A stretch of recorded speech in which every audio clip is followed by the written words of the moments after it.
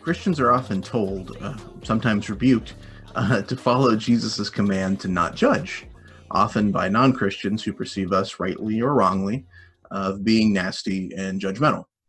But was Jesus' command to not judge a blanket statement, or does it have limits? Is there a context to understand this don't judge thing? So the verse in question is Matthew 7:1, where Jesus says, "Do not judge, so that you will not be judged." The Greek word for judge here is krino. It's a pretty broad word. It's a lot like our word judge, which can have a legal connotation, or it can also have this kind of sort of generic, informal kind of meaning. So, for example, it can refer to making a personal evaluation, like in Romans 14:5. It can refer to a committee making a declaration, as it does in Acts 16:4. It can refer to trying someone in either a divine or a human court. So John 7:51, Acts 25:10, 1 Corinthians 6:6, 2 Thessalonians 2:2. So the proper way to understand a word's meaning is not to look at a list of its possible definitions and plug in the meaning we like the most. I think it's going to shock a lot of people, but that's actually not the way it works. So what we actually have to do is look at the surrounding context. What does that word mean in the words? When you look at the words around it, what role is that word playing? So basically, in our verse here, the question is, what kind of judgment is Jesus speaking of? To begin with, why does Jesus tell us not to judge? Because if we do, he says, we'll be judged ourselves. He goes on to say, for in the way you judge, you will be judged, and by the standard that you measure, it will be measured to you. So who's the one who's going to be judging us? It's possible that he has other people in mind, right? If you're judgmental, then other people will look at you and say, hey, wait a second, you're a hypocrite if you judge people for doing the same thing you do, right? But on the other hand, he could have a divine judgment in mind here, right? So if he's talking about other humans, then he's talking about making these personal judgments that will condemn us if we're held by the same standard by other humans. But he also could have in mind this divine judgment.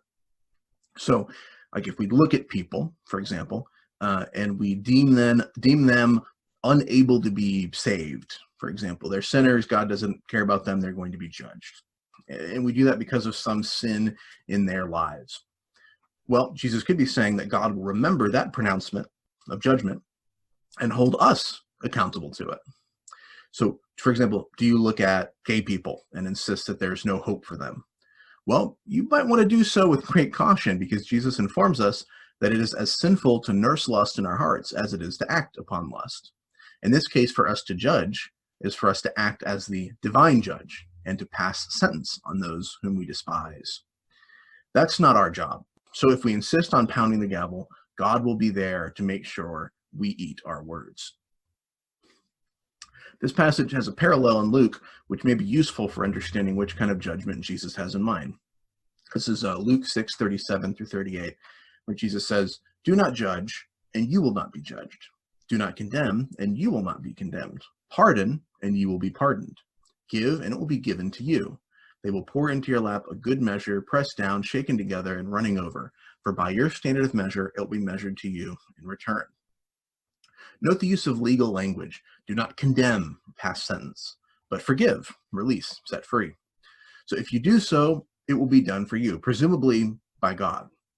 This strengthens the argument that in Matthew 5:1 and 2, judgment has a courtroom connotation, in particular, the courtroom of divine judgment. So if Jesus doesn't want us to judge hypocritically or to condemn others to hell, does that mean we can make no personal judgments about moral behavior?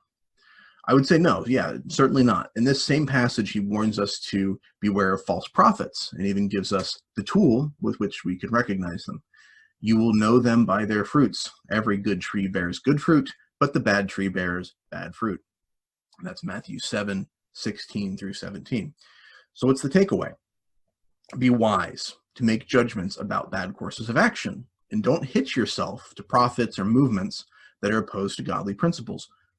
But also remember that God has forgiven you when you didn't deserve it. So you better not treat mercilessly those whom God wants to show mercy to. Or God will judge you by the same standard that you judge others by.